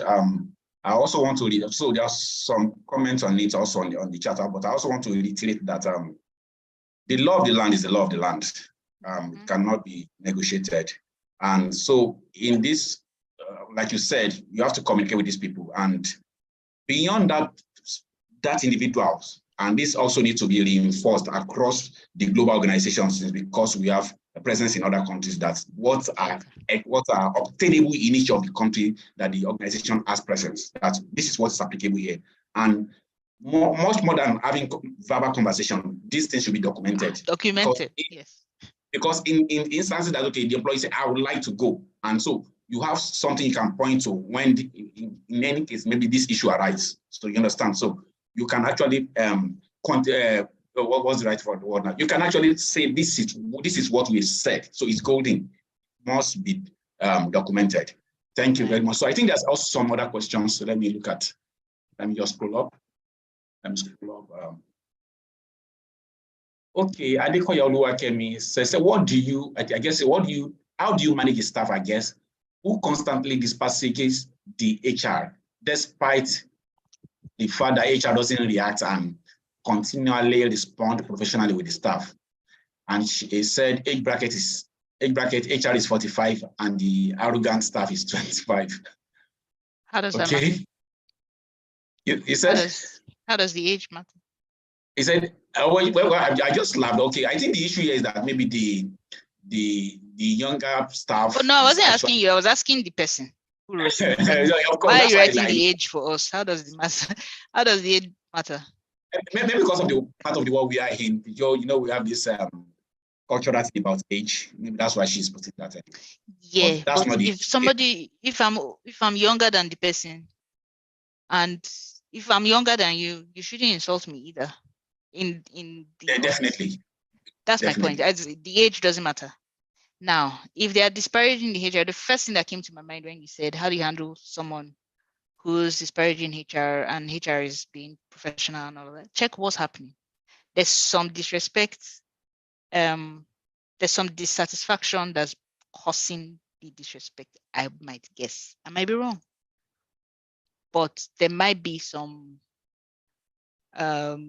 disregard, something this person is holding on to that's making them just consider that person as not worth the respect of even their job, because that's HR. How many companies do you see that somebody will be insulting HR and they will not be afraid that I have to look for another job? But it's good that this HR person hasn't done anything like that. Kudos to you. But maybe ask the person. I'm a conversation person. I will ask you. There's nobody I cannot talk to. As long as you eat and you use the bathroom at the end of the process of the food you eat, we can have a conversation. I will ask you, okay, let's have a conversation when you're not feeling emotional right now and insulting me. Let me buy you food, whatever food I can afford at the time. Yes, no one is hired to be disrespectful. I agree with you. No one, doesn't matter the age. So what's accepted in your company? Are they doing it there? Your line manager, somebody else should think if you can't deal with it. But find out from that person. This is going back to that question the person said about how do you prioritize your employees? Something is triggering that person. If they're not mentally unstable or there's some, whatever it is, if it's nothing within control, just find out first. Let's have a conversation. Why? But do it when you are not emotional as well. Shock the system. Just come, let's go and have lunch. I will buy lunch for you. And they might not know how to respond. If you respond with the aggravation, doesn't mean you should give up one deal. Try it again, because at this point, you are the one trying to teach someone a behavior. Teaching human beings behavior is the hardest thing you ever do in your life, if you mean it. So yes, let this person be your example. You can ask, let me know how it goes. Message me on LinkedIn or something, and let's see how it goes. Be a human hacker. Thank you very much. I can see that from the actions I'm seeing both on YouTube, even there's a WhatsApp platform, Telegram, that this conversation is going along with this. So I can tell you that people are really having a nice time. And going by the number on the call at this time, it shows you have really done a good job and you are doing justice. A lot of thumbs up left, right, and center to you, Elizabeth. Thank you so much. Okay, I'm just trying to check the chat again. There are a lot of people that are actually sitting by you. I share you, like he said you can show leadership prowess irrespective of where you sit in the organization. Absolutely. And someone said, Elizabeth, you rock. Somebody said, well done, Elizabeth. A lot of good combination coming from left, right, and center. And this not just people are not just trying to fantasize you. It's just reality. I'm seeing good comment that people are having a nice time. Thank you very much. So I want to do you have any question from anyone? You feel okay, there's something that we need to Elizabeth needs to answer. Okay. And I ask Sand raised. Please can unmute. Thank you very much, Larry and Elizabeth. Well done. Good presentation. Good. Like somebody said that you decide to go the chatty approach rather than the usual serious presentation approach. All right. So I deliberately tried to throw in the conversation around the LGBTQ in managing global talent, because that is one very interesting aspect right now that we are trying to dodge and work around, trying to handle that matter. But it's becoming something that is very scary. Talking about, Sheyi had mentioned that particularistic culture versus universal culture in terms of this. Now, where you have your top talents, as in your IPOs and your IPAS in the organization, okay, that you need to move to the center of action to be able to deliver on company strategic imperatives. And they are very strong with their partner, telling you that there is no way they are going to move without their partner. And you need this talent to move to that particular location. And they are ready to even sue the organization right now because their own country, they have very strong, bias. For example, you have an American in your employment, okay, where America is even trying to influence more or less like bully other countries to accept the fact that it's part of universal human rights for people to be able to make choices when it comes to that. Okay. So it's something that will maybe something conversation, something I will need to start looking at it seriously. It's not just that easy to just say, oh, you want to advise them, they will not come to, if they go to that country, they shouldn't show it in the public or things like that. It's gone very deep now. And for some of us who are in the multinational environment where these things are very real, I mean, I'm sure they can relate to this. For example, as HR, sitting somewhere in African country, like Rwanda, like a Zimbabwe, like in Nigeria, and you are managing global talents across different the continent. How do you address your letter to an employee who is probably LGBTQ, where he doesn't want you to use the word she or he, which you have to be very, very mindful that to the extent that you cannot, you are very careful in using any pronoun when you need to send out mails, whether a general announcement or a particular or personal mail or direct email. This is something that we are beginning to deal with now, such that the day you cross that line, even as HR, you'll find the community of LGBTQ coming at you and raising a very strong objection because they are very also highly influential in the system. So let me just leave it there. It's something that we need to begin to look at. How do we begin to deal with this very serious emerging trend in managing global talents? Thank you. Let me ask you a question.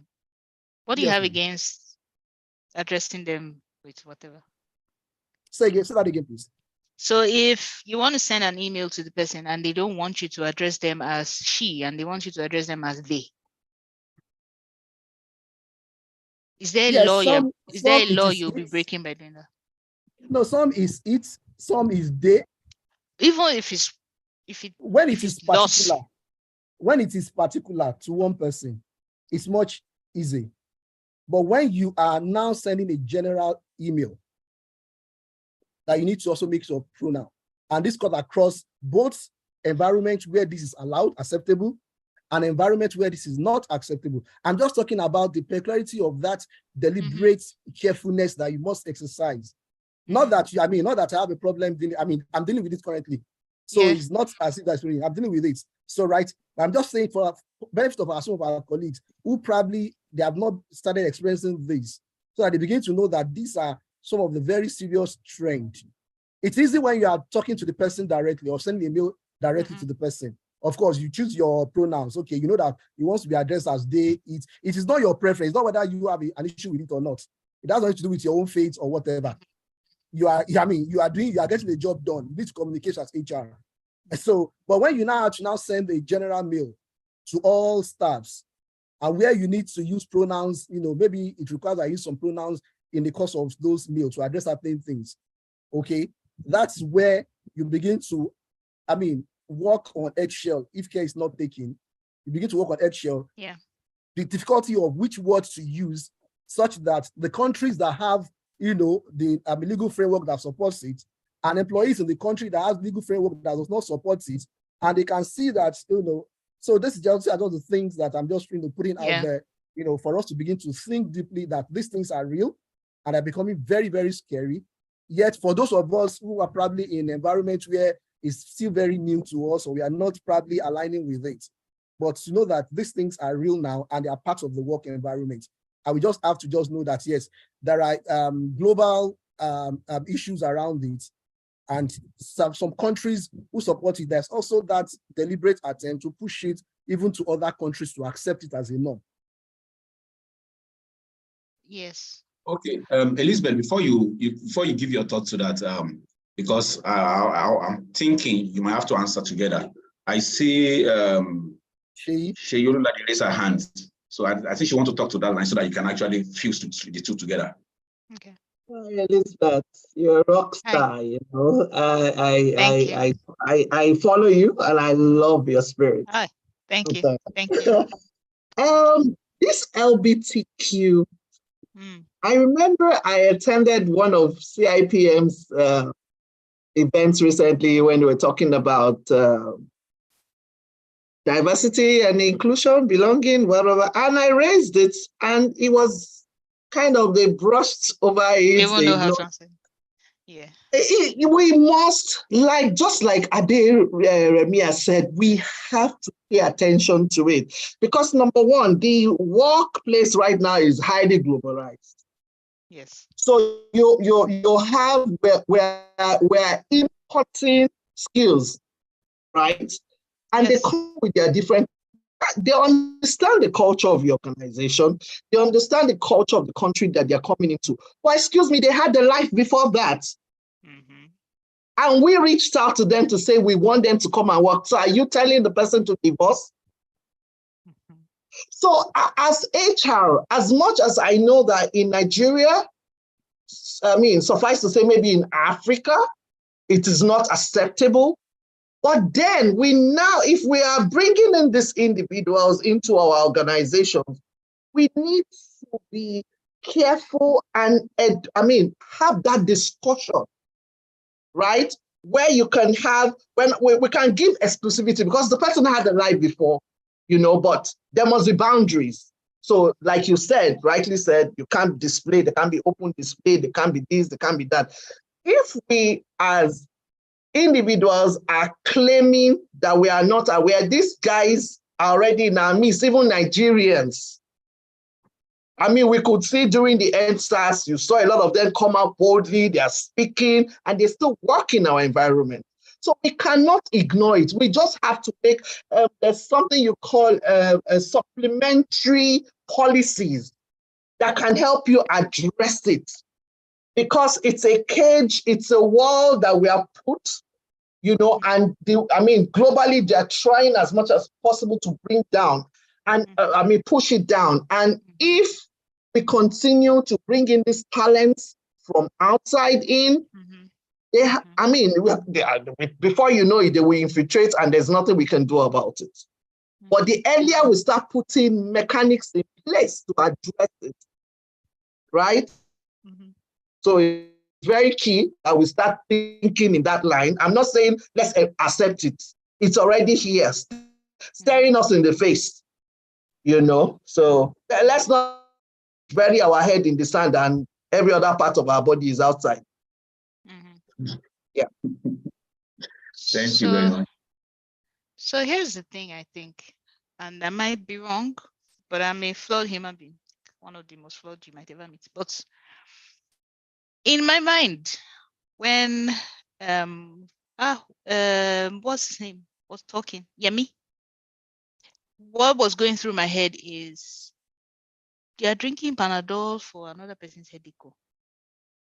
Once you've explained, documented, sounded the warning, and they insist why is maybe they have a problem with Nigeria's laws, you can't do anything about that. If they are coming as the one couple crusader to come and fight so that they will arrest them in Nigeria so that America will come and bomb us or whatever, I don't know. But if that's the crusade, I don't know what you can do about it.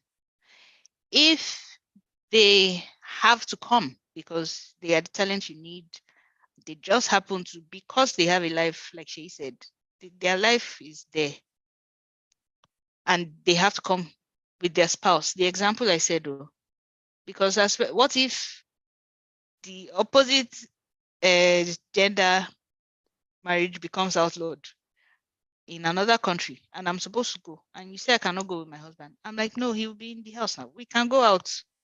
I'm not going to carry it on my head. It's the same thing. Anything can be outlawed anywhere. If they have to work and the quarrel they have with you is that they want to come and be displaying it or whatever, then at that point, that's not evil. As long as you've done what you need to do as a company, as an individual, as a person to them. you help, you document, you give everything, they sign at this point. Then, okay, when they see it, it's okay. I know people that have gone and were arrested in, it's not Dubai, what's the sister? Qatar, I think. They served the notice. They couldn't even bail them. They had to stay there and come out. It's their country. They were not Nigerians, by the way, before we say Abike or somebody did not go and rescue them. They were not Nigerians. They were white. So it is what it is, really, for now. And if they need to come do the job and you can't find somebody else, then they should come. But if it is now a crusade against your country, I don't think that's a battle you can fight. Yeah. But yes, you have to, this is a very valid thing, like he said. It's stuff that's happening. If you're in a multinational company, even if you're not in a multinational company, and you travel, or you have people who come in, it's your job to tell them, this is what's not allowed. This is what's allowed. If the law catches you. Yeah. Thank you very much. That's well said. I don't know why people are leaving it this late to ask questions. And okay, I'll take just this final one. Any other one, maybe you have to drop later. This is the last final question I'll be taking from Timei Pratt. And he said, how can an organization incorporate the unique characteristics and needs of the Gen Z demographic into organizational culture to create an inclusive and engaging work environment that resonates with this organization values, preference, and work style? I don't know whether you got that. I got it. Is the person asking the question to be inclusive or to override the other generations? And be for me, what I just take from this question is that you just getting the best, the unique nature of the Gen Zs, just making the best out of it for the organization. That's the way I will actually say the question. Sorry, what I'm hearing is that the person is in a company where they have policies that are not supportive of Gen Z.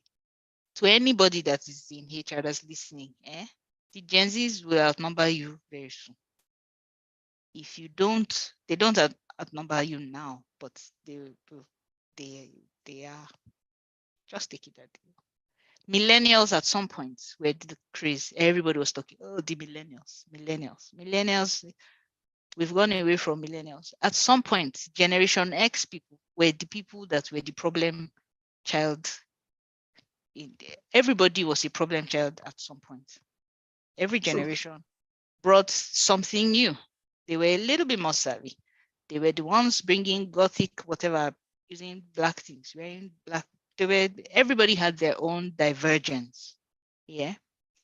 If you want to get the best out of this generation we're calling Gen Z, first of all, they don't do this because I said so. First of all, they don't do that. If it's not making sense, it's not making sense. And when they tell you it's not making sense, doesn't mean they're trying to be rude. It just means make it make sense. Okay, I did a Gen Z thing. Explain. Just how does this exactly? So we drop our role as coaches. We forget that we are human beings as well, and we want to impose laws that we probably just accepted because we met it. It's just the way we know how to do things, the proper thing now. But if you want to, I always feel, and this is something I carry on my head, I always feel like it doesn't matter who they are. I worked in a company where it was millennials we were talking about, and it used to aggravate me so much because I'm like, even if you say millennials are misbehaving, they are always on the phone. Teach them a better way. Don't get angry. You're just upset, and because you don't understand it.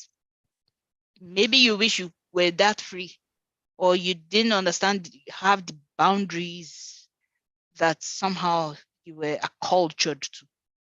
These ones don't have it. If you want to force those boundaries on them, it has to make sense to them. But what if those boundaries don't need to be forced? Like, ask yourself why first. If it is not, then have a conversation and not maybe call one person, but just, okay, what are other people doing? Why? It's also dangerous to just adopt things because that's what other people are doing. Oh, we heard that this company is doing, every company that wants to be a fintech Gen Z company has either a snooker board in their cafeteria or a foosball, they have something like that. And some people, if you talk to them, to the Gen Zs, you've put that thing there, but there are other places in your house where your roof is leaking. I mean this figuratively. It's like being a slave driver to the developer. You're keeping them there till 12 midnight, and then you buy them pizza. The first day, pizza made sense because they were hungry and they didn't buy food. The second day, you're keeping them and you're buying them pizza. By the third day, your pizza is like dust. It's now disrespect. They don't like you. They won't respect you. They don't want to do.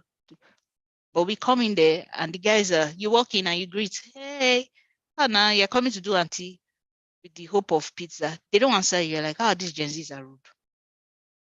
But you've brought disrespect. So there's first of all, just know that these people are human beings like you. You were once a Gen Z. You were once that generation that everybody thought was the problem. Everybody on this call, you were there. You were at one point problematic. So if you are and for the Gen Z that asked the question, if you want, my first response to you was cheeky in the sense that, what do you mean by they don't have Gen Z thing? Are you trying to impose the Gen Z thing? Because there are other people that are not Gen Z in your business, and must everybody be enjoying it? What you should do is suggest, volunteer for things. If you care about your business, don't just be wondering about what should they do for you. They're not doing the things that are for Gen Z. Okay, do something. Why is it a better way to do the Gen Z thing about? If it's something that makes sense, probably other generation, other people in other generations would like it too. Yeah. In fact, if we want to say something about remote working, gig work, if we want to label the generation that made this, we can say maybe the younger millennials or whatever, but we will pack it on Gen Z. But are we not enjoying it? All of us. So Gen Z people, you too, you are human beings. Don't be stubborn. Don't be they didn't give me what I want, so don't do that, because they will label you and it's too easy to do. It's too easy. Go and have the conversation and make them know that you are an adult. It's legal to employ children. It's another thing I say. So if you're working in a company, it means you're an adult. So what's the adult thing to do? Gen Z display of adulthood might even be better than just have a conversation, make the suggestions. If it's things that will make your company better, make the workplace better for other people, and they are not taking, maybe because you're don't label it Gen Z. Just is it an improvement? Make an improvement. There are many things that we label as Gen Z that we're enjoying. If iPhone, I don't know what iPhone we are on now. iPhone, whatever number comes out, do you know whether it's a Gen Z person that designed it? Everybody will go and buy. So please don't label it Gen Z again, and don't put yourself in a position where people just reduce you to Gen Z label. You're an adult. Yeah. Thank you very much, Elizabeth. It's been quite an interactive session this evening, and going by the number on the call, I can tell you that it's quite interesting, because we have a lot of our members that are Muslim, that by this time they've actually get out of the call and that's true. Yes, to say their prayers and bring their fast. And for us to have this number, I can tell you, and this is outside people on YouTube. So that means you have actually captured everybody it's taking us away from whatever. Even being a Saturday, some of us that are guys that want to watch football, we said, no, this conversation is too hot and we have to be here. Thank you very much. And this thank you cannot be enough because HR is not for profit. And here is someone we're not paying. And everyone on this call can actually testify to what's going to cost us if we are to stand to register for a session like this. We are most grateful. Can't thank you enough. We have a saying here. The saying is that the reward of good work is more work. So we can beckon on you again to come and do justice to some topics around what we do here. So I will, at this junction, I want to hand over to our global president to say thank you, because I actually initiated this conversation. So I wouldn't know where I've met. So, Emo Michael, so I am over to thank you so much, Larry. And hello, Elizabeth. Hi, Michael. Thank you so much for that session. In fact, I'm blown away from the start of the session till today, or till this time. I beg your pardon. I have been glued. I have taken a lot of notes, and I'm saying to myself, what next? So on behalf of all the leaders, the board of trustees, the advisory council members, the management team, we'd like to say thank you to you for honoring us with your presence. It has been an enlightening session. And also to say that we will keep coming back to you when we need your expertise to tidy some knotty issues. And we do not take it for granted. We appreciate you. We know that you have shared from your wealth of experience, exposure, and expertise. And I'm sure everyone on the call has picked one or two things that will help them. You've shook a lot of tables, if that is the correct word, Larry. Yeah, we've shook some tables, But I can say that it's been a great learning session for me. Thank you so much. And we do hope that when we call on you again in the future, you will honor us with your presence. Thank you so much. Larry, back to you.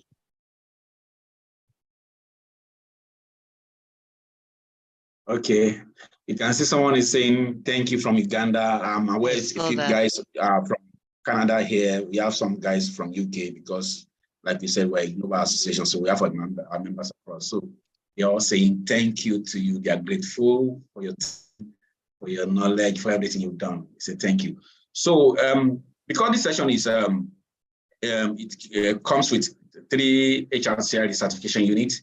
And that's why we share the link for people to make payment. The payment is just for us to actually do the administration of the HRCI regulation. So we are in not-for-profit. So the link is there. You need a certificate. You can make payment. And also, I'm aware that the same certificate can also be used for CIPM Nigeria. If you want to renew your HRPL, Human Resource Practicing License. So you can, the certificate is also is usable for that. So I want to say thank you very much to everyone on the call for joining us this evening.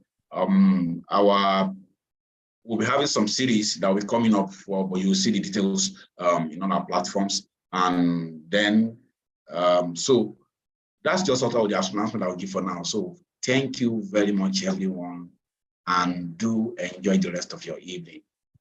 Thank you, everyone. I enjoyed this. I enjoyed your questions. I enjoyed your energy, even if I didn't see you. Thank you. Thank you. Thank you, everyone. So you can unmute now, have some banters. I've stopped recording. So if you want to. All right, Celine.